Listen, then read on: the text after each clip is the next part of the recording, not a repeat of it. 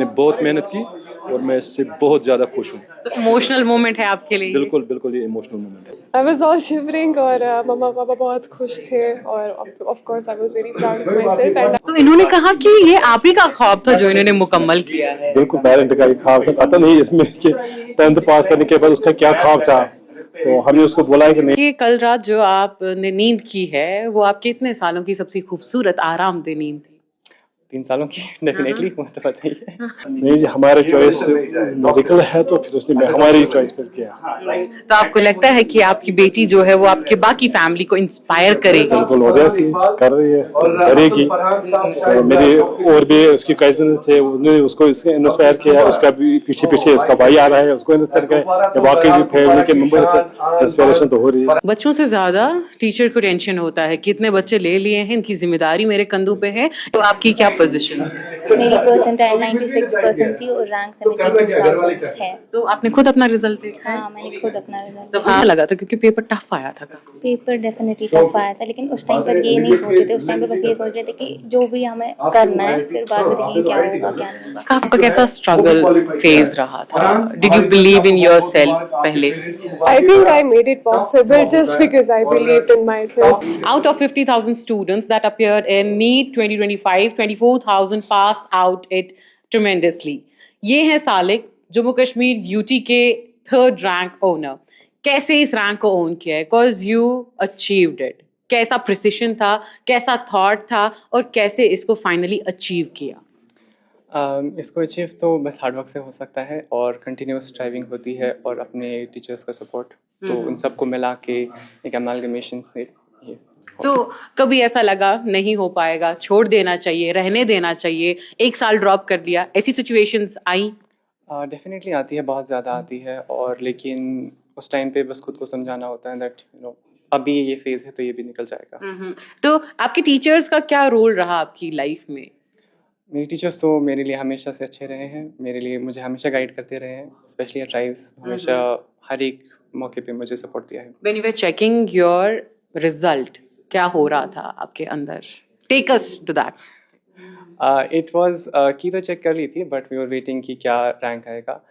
तो फिर सुबह से ही बहुत ही एंग्जाइटी थी कि रेस्टलेसनेस थी क्या होगा, बट फिर फाइनली जब खुल गया तो it was a surreal moment, और I can't put it in words क्या। Would you say कि कल रात जो आपने नींद की है वो आपके इतने सालों की सबसे खूबसूरत आरामदेह नींद थी?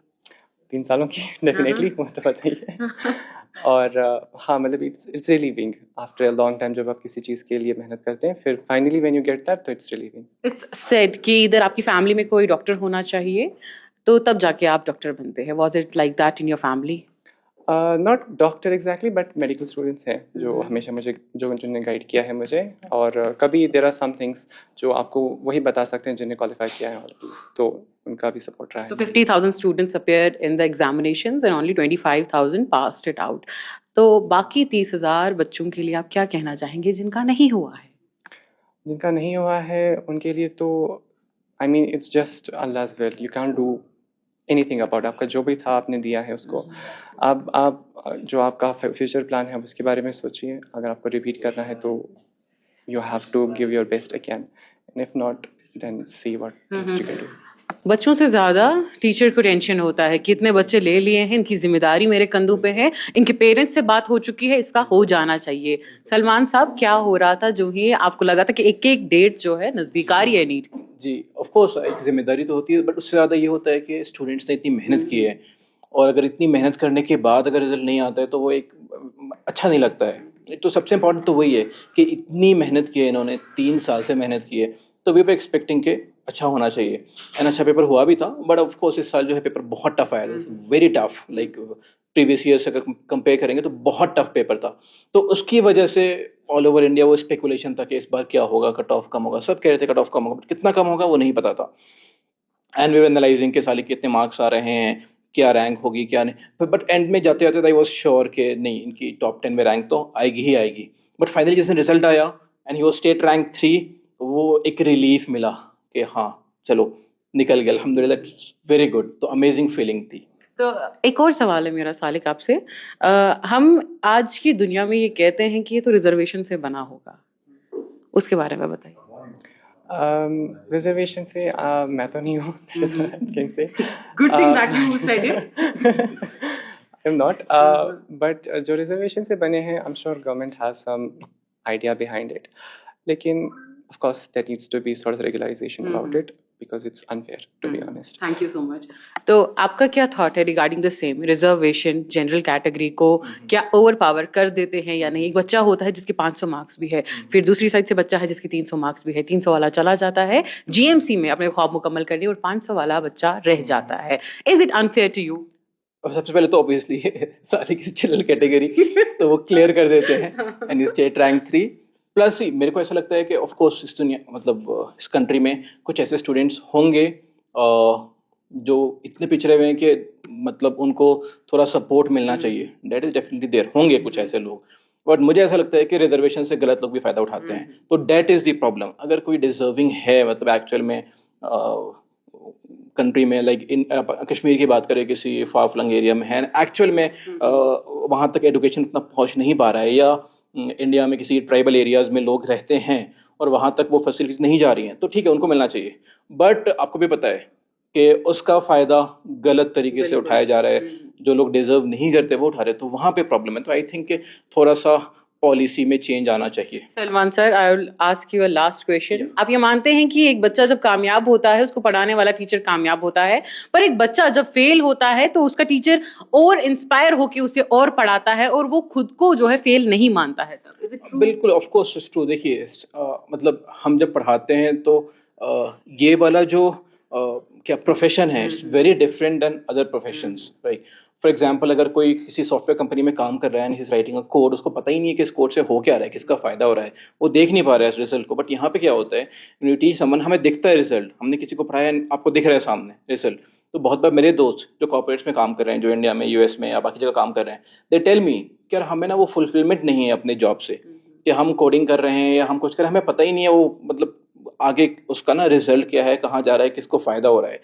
तो वो टीचिंग प्रोफेशन में वो बहुत बड़ी चीज़ है कि we get satisfaction by seeing the results.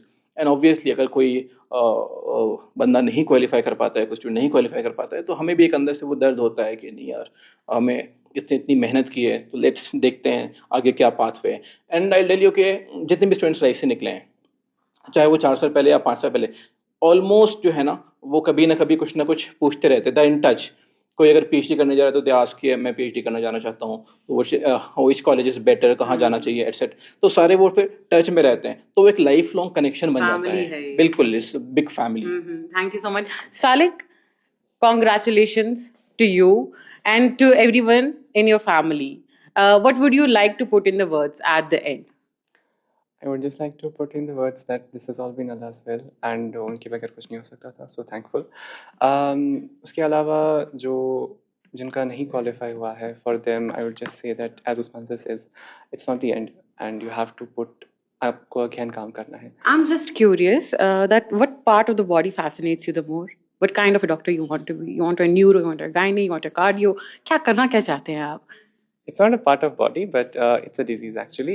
I would like to go into medical oncology, but of course, cancer के doctor. yes, but of course that might change again. Thank you so much. Thank you. Thanks so much. ये हैं शर्जील जिन्होंने अपने ख्वाब और अपने parents के ख्वाब को मुकम्मल कर दिया है. जीएमसी में जाने का आपका ख्वाब था, आपकी फैमिली का ख्वाब था? जी बिल्कुल, किसका ख्वाब था ये? दोनों का. तो आपने किन स्ट्रगल से होके जो है इस ख्वाब को मुकम्मल किया है? स्ट्रगल्स तो हर एक फील्ड में होता है. 2 साल का जो ये कोर्स होता है, 2 साल, उसके बाद एक ड्रॉप का एक और साल लगा, तो स्ट्रगल होता है. कंसिस्टेंटली बैठना पड़ता है, 10-12 घंटे बैठना पड़ता है, तो वही. और पेरेंट्स का भी काफ़ी सपोर्ट रहता है, पेरेंट्स भी मोटिवेट करते रहते हैं. तो जिस साल आपको ड्रॉप करना पड़ा था, उस साल लगा था हो पाएगा नहीं हो पाएगा? मिक्सड इमोशंस कभी आए? हाँ, इमोशंस तो आते हैं, कंटिन्यूसली आते हैं, पता नहीं होता है आगे क्या होने वाला है. बट यही है कि खुद में थोड़ा सा होप रहता है और खुद पे भरोसा रहता है, और पेरेंट्स का भी काफ़ी सपोर्ट रहा है और टीचर्स भी बहुत अच्छे मिले, तो इंशाल्लाह उसी की बदौलत. तो आपके फादर के सामने आपने आज अवार्ड लिया, आपको अच्छे से ट्रीट किया गया, आपका नाम जो है चेयरफुली लोग ले रहे हैं, you are making the headlines currently. आपको अच्छा लग रहा है? जी बिल्कुल, बहुत अच्छा लग रहा है। तो ऐसा भी कहा जाता है you know a male child and the father don't go hand to hand together. आज आपको कैसा लग रहा है? No, no, my father is always with me. He's always at my back. He always supports me. He's always like a friend for me. He always talks me like a friend. तो आपको बहुत बहुत ज्यादा मुबारक हो। Thank you. तो आपका ख्वाब इन्होंने आज मुकम्मल कर दिया है, कैसा लग रहा है आपको? बहुत अच्छा लग रहा है, मैं बहुत खुश हूँ। और मेरा बेटा जो है इसने काफ़ी मेहनत की, और राइज़ वालों ने भी जितने भी राइज़ के टीचर्स हैं उन्होंने भी बहुत मेहनत की इस बच्चे पे। तो मैं इनका भी शुक्रगुजार हूँ, इनका भी शुक्रिया अदा सलमान सर का, और बाकी जो के टीचर्स हैं उनका भी, और बाकी जो सपोर्टिंग स्टाफ है इनका भी मैं बहुत बहुत शुक्रिया अदा करता हूँ। और मेरा जो बेटा है उसमें अगर कभी कोई कमज़ोरी वमज़ोरी थी तो राइज़ के जो जितने भी टीचर्स थे उनने उसकी वो कमज़ोरी भी दूर की। तो उसने मेरे बेटे ने भी बहुत मेहनत की, काफ़ी ज़्यादा मेहनत की इसने भी। तो मैं बहुत खुश हूँ, बहुत इसका भी शुक्रगुजार हूँ, अपने बेटे का भी और राइज़ के टीचर्स का भी, उनका स्टाफ जो है उनका भी।